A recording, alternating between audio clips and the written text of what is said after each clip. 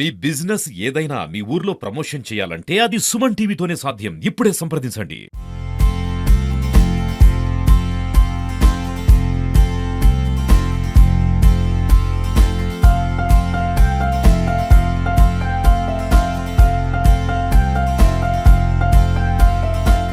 Hi, welcome to Suman TV Khammam. ఈరోజు మనం ఖమ్మం బజార్లో ఉన్న వెంకటేశ్వర స్వామి గుడి. సో ఎంతో ప్రతిష్టగాంచిన ఈ గుడిలో ఈ రోజు పుష్పయాగ కార్యక్రమాలు నిర్వహించడం జరుగుతూ ఉంది.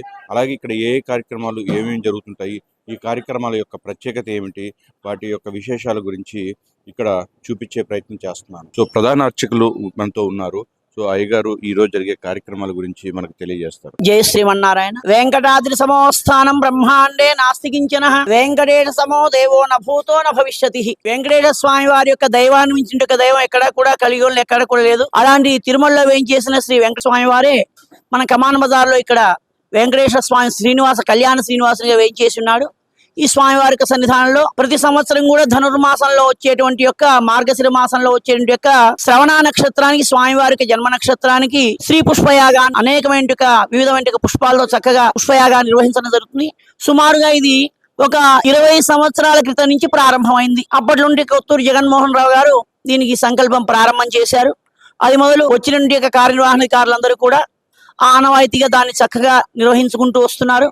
దీనికి భక్తుల యొక్క సహాయ సహకారాలు చాలా ఉన్నాయి. ఈ ఉత్సవంలో భాగంగా ప్రాతకాలం లోపల యథావిధిగా జరిగేటువంటి 5 గంటలకు తిరుపల్లి నుంచి సేవాకాలం 6:30కు స్వామివారికి బాలభోగ నివేదన జరిగింది. ఆ తదుపరి ఈ ఉత్సవంలో భాగంగా శాంత్యర్థంగా యజ్ఞశాలలో శాంతి హోమం మహాపూర్ణావధి జరిగింది. ఇప్పుడు స్వామివారి యొక్క పూర్ణావధి యొక్క సంపాదాజ్యం చేత ఏర్పడబడిన పుష్పాలన్నిటి కూడా స్పర్శ చేయడం జరుగుతుంది. తదుపరి కళ్యాణ మండపంలో శ్రీ వెంకటేశ్వర స్వామి వారు, గోదా రంగనాథ స్వామి వారు, సీతారామచంద్ర స్వామి వారు ఉత్సవమూర్తులు వేయించేసి ఉంటారు. అక్కడ ఒక 2 అర్చక స్వాములు అక్కడ పుష్పయాగాన్ని సమర్పిస్తూ ఉంటారు. లోపల మన వేయించేసిన అలవేలుమంగా పద్మాసమేత వెంకటేశ్వర స్వామి వారికి ఒక అర్చకుడు పుష్పయాగాన్ని సమర్పిస్తూ ఉంటారు. ఈ పుష్పయాగానికి భక్తులు అనేకంగా సహకరిస్తున్నారు. ఇప్పుడు కార్యనిర్వహణాధికారి గారు శ్రీ వేణుగోపాలాచార్య గారు, అట్లాగే మన కృష్ణప్రసాద్ గారు, శిరం వెంకట కృష్ణ లక్ష్మీ నరసింహ కృష్ణప్రసాద్ గారు, వారితో ఉంటే భక్త బృందం ఇంకా పేర్లు చెప్పడానికి చాలా మంది ఉన్నారు.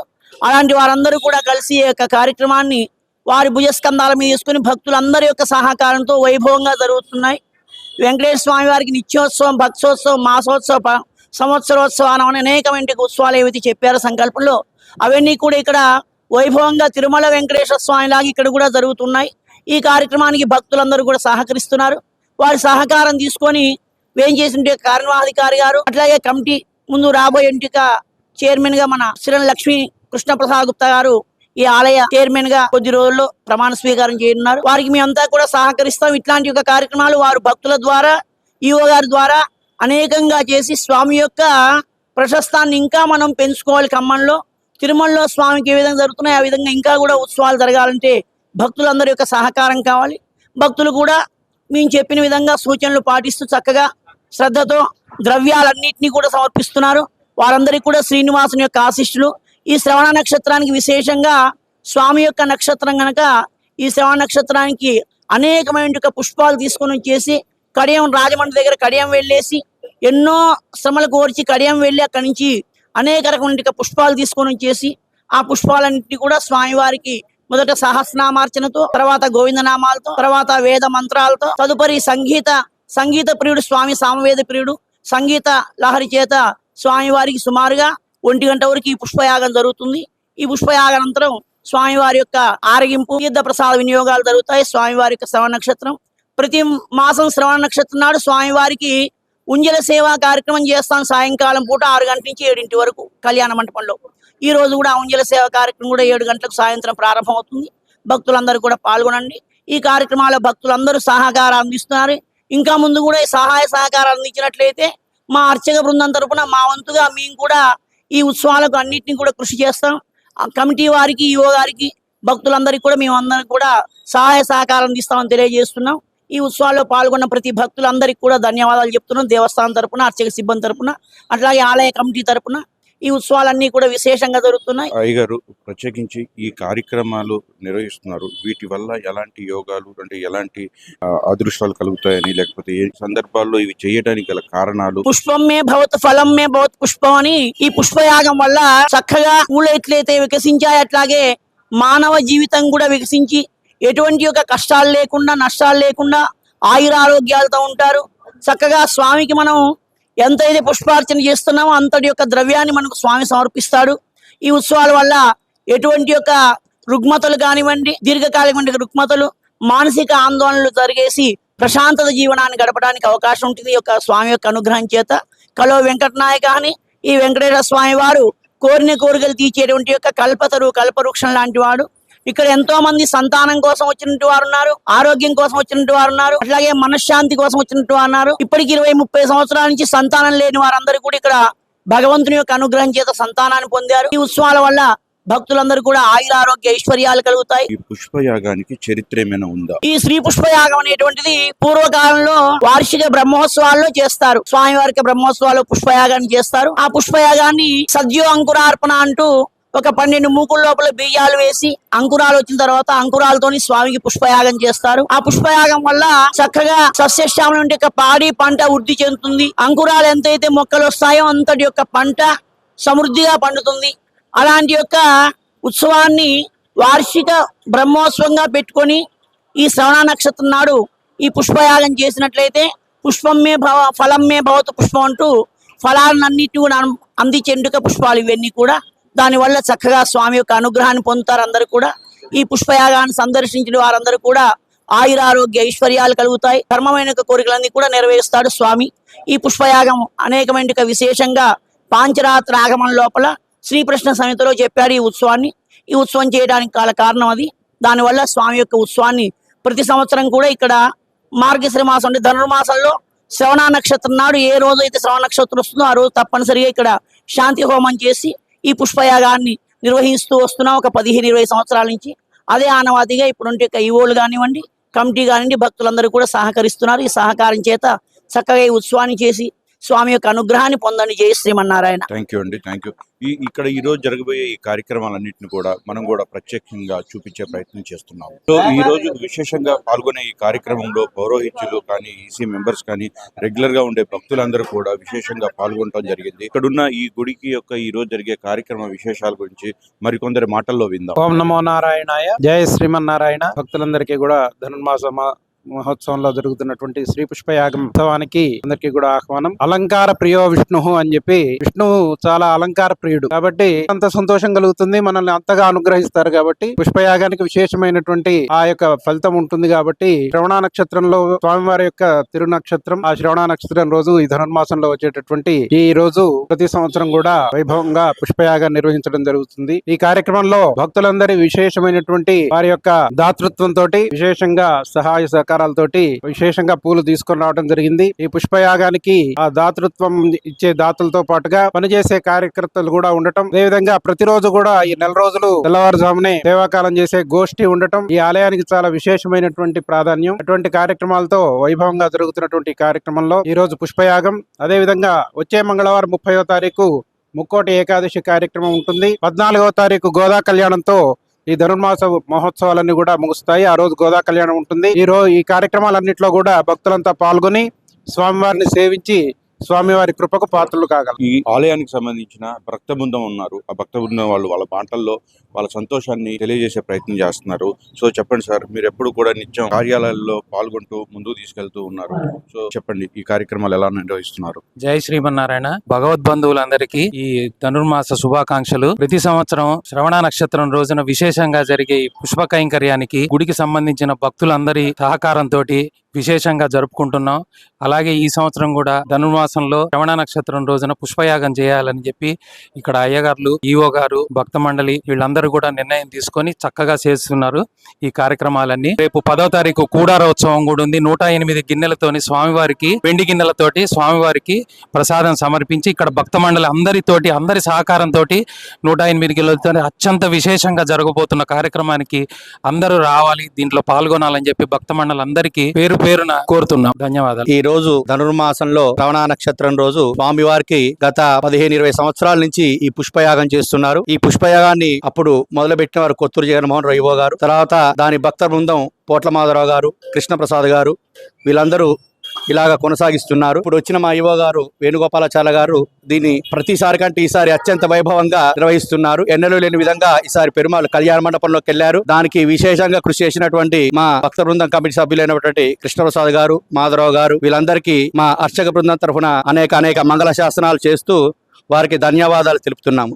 జై శ్రీమన్నారాయణ. సంవత్సరాలుగా ఈ గుడితో మీకు ఎంతో అనుబంధం ఉంది. ఈ కార్యక్రమాలన్నింటినీ ఎలా ముందు తీసుకుని మీ ఆధ్వర్యంలో కూడా జరుగుతూ మీరు నిర్వహిస్తున్నారని తెలుస్తుంది. జై శ్రీమన్నారాయణ. నాకంటే మా బ్రదర్ కృష్ణప్రసాద్ గారు ఇప్పుడు యాక్టివ్ ఉన్నారు. అది నాకు కొంచెం అనారోగ్యంగా ఉండటం వల్ల. అయితే ఈ పుష్పయాగం సంకల్పించింది జగన్మోహన్ రావు గారు. వారిని ఈరోజు మర్చిపోకూడదు. వస్తారు ఇప్పుడు. వారు ఎక్కడ ఈవో చేసినా కూడా ఈ గుడికి ఆయనకున్న దగ్గర సంబంధం. ఆయన యమునాపురం పోతూ కూడా ఈ గుడికి వెళ్తారు. ఈ గుడికి వస్తారు. వారు వెంకటాయపాలెం ఇక్కడ దగ్గరలో. సో ఆయనే సంకల్పించారు. బహుశా మీరు అంతా తిరుపతిలో పుష్పయాగం చూస్తుంటారు. మనం చేసే పుష్పయాగం తీసిపోదు అక్కడ. ఇది ఎక్కువగా SVBC లో చూస్తుంటాను. మనం చేసే పుష్పయాగం తిరుపతి శ్రీ వెంకటేశ్వర స్వామి జరిగేంత గొప్పగా చేస్తాం మనం. అది అందుకే దానికి కారణం జగన్మోహన్ రావు గారు.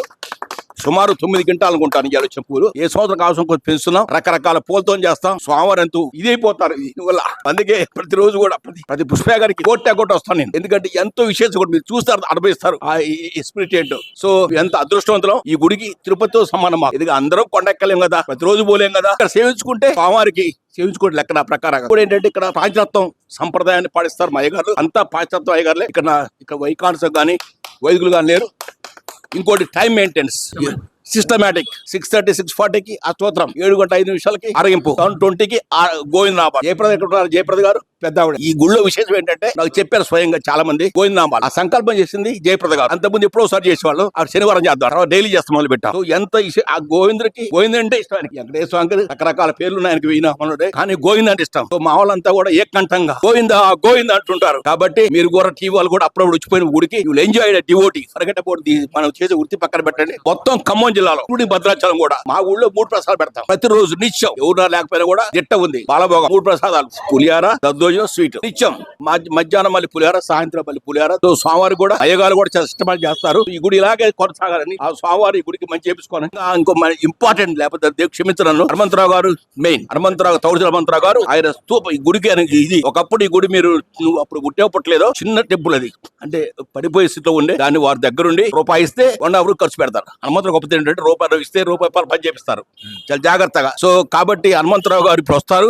వారు కూడా ఆరోగ్యంగా ఉన్నారు. ఒక ఆపరేషన్ అయింది, అయినా వచ్చిపోతుంటారు. సో అలాగే కాబోయే నా ఫ్రెండ్ మా తమ్ముడు కృష్ణప్రసాద్ గారు చైర్మన్ అవుతారు. అయిపోయింది ఆల్మోస్ట్. ఇంకా ఆయన ఆధారంలో వారికి ఇదే పని. మీకు తెలుసా, ఆయన రాత్రి 11 పడుకుంటాడు, 1:30 రూక్ వేసాడు, 1:30 పడుకున్నాడు, 1 గంట పడుకున్నాడు. ఆ భార్య భర్తారు మా చెల్లెలు సేవలో కనిపిస్తూ ఉంటారు ఇక్కడ ఫుల్ గా. శ్రీలత గారికి అదే పని. 158 చేసి ముఖాల మీద నడిచి చివరికి ఇది వచ్చింది. So we are proud. ఇంతమంది భగవద్భక్తుల మధ్యలో, అంటే ఈ భక్తుల మధ్య ఉన్నా కూడా పుణ్యమే. ఆయన కంటే ఎక్కువ ఆయన భక్తులు చేర్చుకోవాలి. సో కాబట్టి మనందరం ఇక్కడ ఉన్నాం కాబట్టి ఎంతో ఇందులో ఎంతో మంది కాన్రాంత భక్తున్నారు. డిస్గైస్ అంటే మేమంతా ఎక్స్పోజ్ అవుతాం. ఎంతో మంది అజ్ఞాత భక్తున్నారు ఇక్కడ. ఆ స్వామివారి మీద ఇది అవుతారు. నాకు తెలుసు కొంతమంది పేర్లు కూడా. చాలా మాట్లాడడం టైం అయిపోతుంది. జై శ్రీమన్నారాయణ.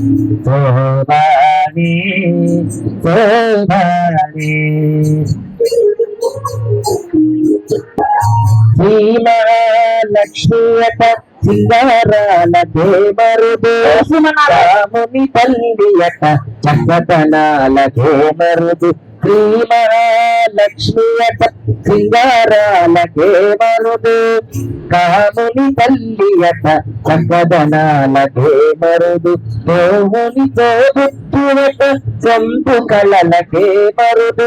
సోమునితో బుద్ధువట చంపు కళలకే మరుదు. కోలలాంగి ఈ జోడి కురుతనాచారి.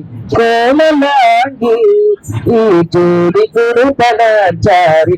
జోదరమ్మ సతులాల జోదాన బాదరమ్మ గూడున్నది సతి జోడి కుడుతనాచారి. కలసాపి కూతురట కిరాల దేవరుడు. కలబలోకమాతయట భయమరియే మరుదు. కలసాపి కూతురట గంభీరాలకే మరుదు కలపలోకమాతయట జయమరియే మరుదు జలజ నివాసినియట చల్లదనమే మరుదు జలజ నివాసినియట చల్లదనమే మరుదు కొలది నీరా ఈ జోడి కుడుతనాచారి కొలది నీరా ఈ జోడి కుడుతనాచారి చూడరమ్మ సతులాల శోభాన పాదరమ్మ కూడున్నది సతి జోడి కుడుతనాచారి అమర బంధుపయత అంటే మహిమయే మరుదు అమృతము చుట్టమట ఆనందాలకే మరుదు